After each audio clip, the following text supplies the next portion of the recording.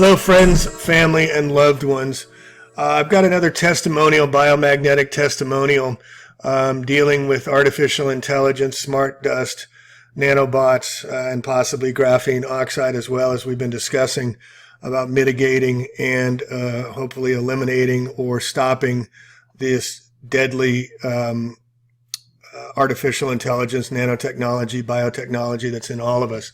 My guest today is using the pseudonym Athena. She's a wonderful, wonderful lady I've known now for, I guess 2-3 months so, and we've been doing session work now. She was in the health field. She worked for a massage. She did massage, and she worked as a chiropractor's assistant, I think, or physical therapist assistant.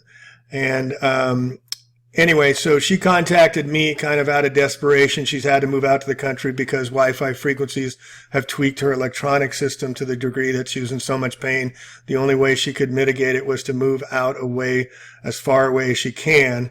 And whenever she goes into town or anywhere like she did today, she gets attacked with Wi-Fi frequencies, and she's measured it and whatnot.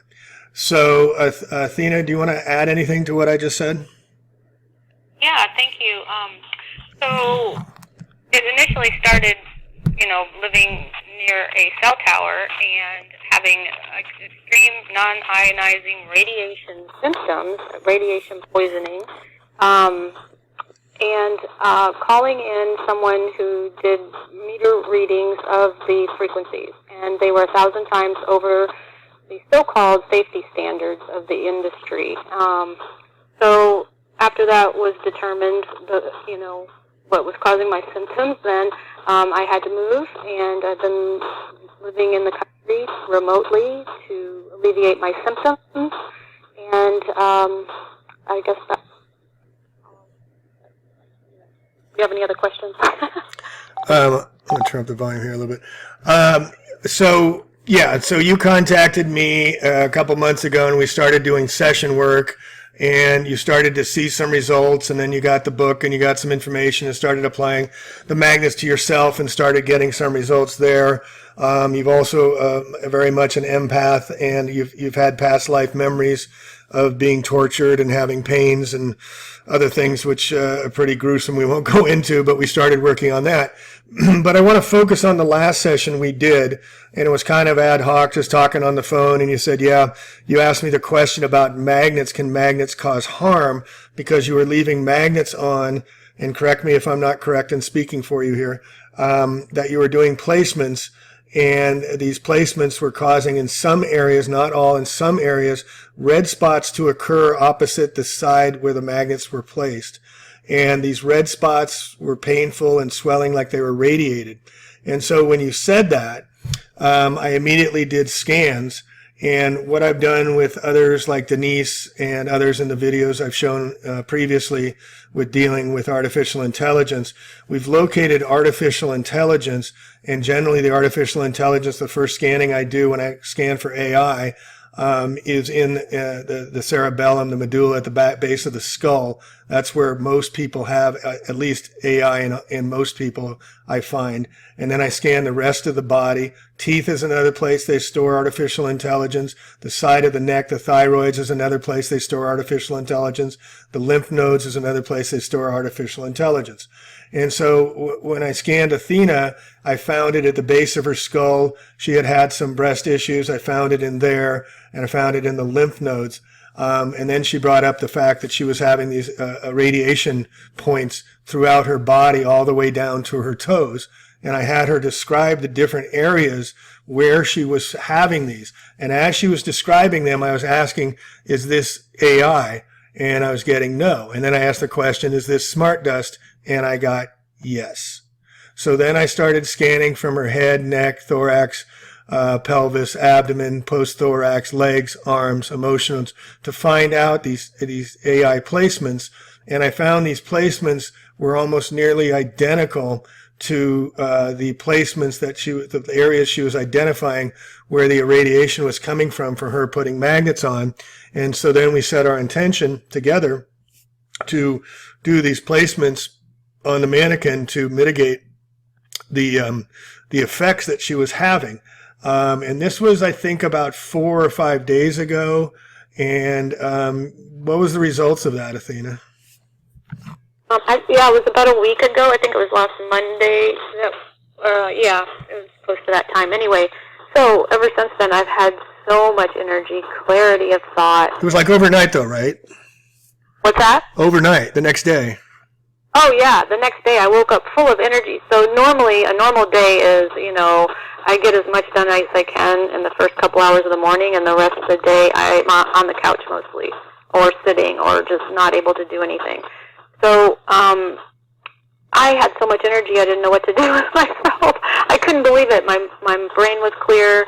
I was, doing all kinds of things around the house, and this went on for several days.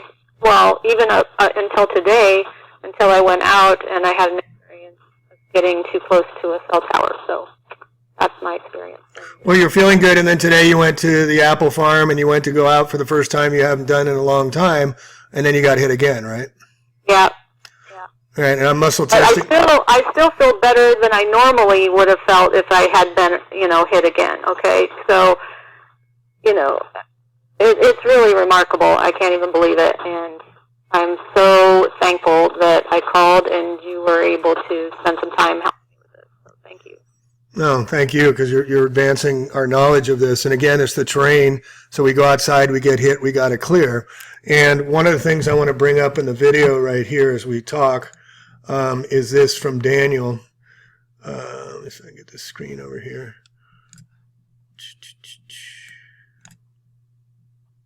All right, there we go. And this is Daniel's coding. We're using coding to put the placements for graphene oxide. And this is what Daniel came up with as placements: temporal bladder, temporal right bladder. And so we activated this code as well, right, Athena, didn't we? For the graphene oxide with you. And Daniel had just come up with this code. And so we activated the code 77T79. So all of you listening, you can activate this code, set your intention, set it for yourself, set it for your family, and set your intention to activate this code. And you can use my mannequin as your proxy to help with alleviating, mitigating, halting, temporarily stopping the effects from the graphene oxide that was shown in the videos about what they're hitting us with, and that's what's inside us all. So there's three different things going on. One going on is that you're being hit with AI that's been embedded in us, okay, artificial intelligence. The second thing is us breathing, drinking, eating smart dust for decades and decades inside us all. So that's number 2.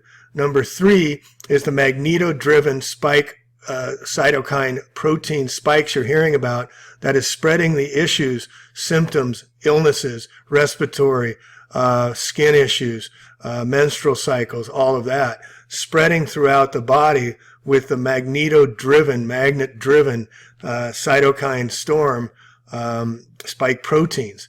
And so the magnetos are communicating with the outside world.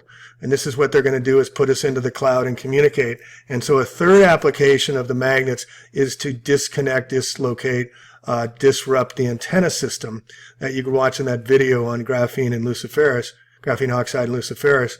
That's a must see. You can see that this is actually being done, and that we can mitigate it, possibly the communication devices between the outside and our inside body. So there's 3 different effects that possibly can be going on through all of this. So Athena, thank you so much for sharing. Is there anything else you want to add before we wrap this up? Yeah, well, there's just one thing, and I think that that the effects of the frequency that you're exposed to directly impact those things that are in your body. So just tying that together. And tying into emotional issues, tying into our karma of previous lives, tying into our karma of, how we deal with the spiritual value of all this that's coming at us. And those of us that have been like yourself, who have been an empath, who's a seeker, who's seen things, you live up near Shasta, you're a very spiritual being. It seems they're coming after those of you with those higher spiritual contents more directly with these frequencies as well. And as one of my teachers told me, he says, when you face these things, decide to challenge it, The higher up you go, the harder it gets. It's not going to get easier. We're facing darkness. We're facing evil. We're facing black goo. We're facing the entities of darkness, and we must shine our light brighter, but it isn't going to be easy, and we need to come together. So thank you for sharing, Athena, and let's stay on this, and let's keep getting back to people, and maybe we're going to have an answer to this all in this crazy world. Who knows? I hope so. Thank you for all your hard work and diligence on this matter, Gene. Oh, thank you.